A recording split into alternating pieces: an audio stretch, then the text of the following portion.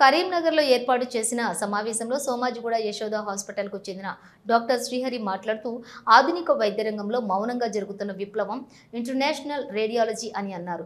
ఇది చిన్న రంధ్రాల ద్వారా శరీరంలోని రక్తనాళాల్లో ప్రత్యేక పరికరాలను ప్రవేశపెట్టే శస్త్రచికిత్స లేకుండానే అనేక క్లిష్ట వ్యాధులకు సమర్థవంతమైన చికిత్స అందించగలిగే పద్ధతిగా తెలిపారు. ఇవే కాకుండా పలు అంశాలను వివరించారు. ఈ కార్యక్రమంలో పలువురు వైద్యులు, ఆరోగ్య రంగ ప్రముఖులు పాల్గొన్నారు.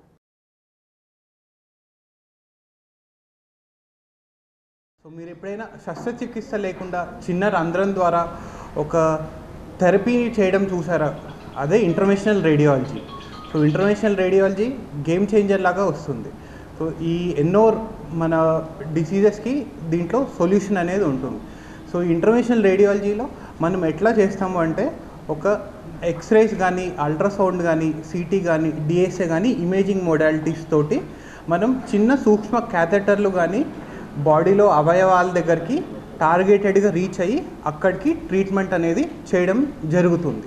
సో దీనివల్ల పేషెంట్స్కి అడ్వాంటేజెస్ ఏంటి అంటే ఇది మినిమల్లీ ఇన్వేజివ్ ప్రొసీజర్స్, పేషెంట్కి డే కేర్లో చేసే ప్రొసీజర్లు చాలా ఉన్నాయి అండ్ పేషెంట్కి పెయిన్ తక్కువ అండ్ ట్రీట్మెంట్ రిజల్ట్స్ అనేవి లాంగ్ టర్మ్గా ఉంటాయి అండ్ పేషెంట్ స్టే అనేది తక్కువ రోజులు ఉంటుంది హాస్పిటల్లో, త్వరగా రికవరీ అవ్వగలరు.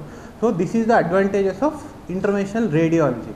సో మనం శస్త్రచికిత్స లేకుండా చిన్న రంధ్రం ద్వారా ప్రత్యేక ఇమేజింగ్ గైడెన్స్ తోటి మనం ఎక్కడైతే బాడీలో పార్ట్కి రీచ్ అవుదాం అనుకుంటున్నామో అక్కడ వరకు రీచ్ అయ్యి ట్రీట్మెంట్ని చేయడం, ఈ పద్ధతి ఇంటర్వెన్షనల్ రేడియాలజీ అనేది ట్రీట్మెంట్.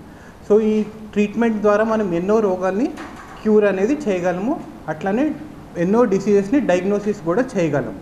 సో వీటన్నిటిని మనం డిఎస్ఏ కానీ, అల్ట్రాసౌండ్ కానీ పరికరాలతోటి మనం డయాగ్నోస్ చేస్తామన్నమాట.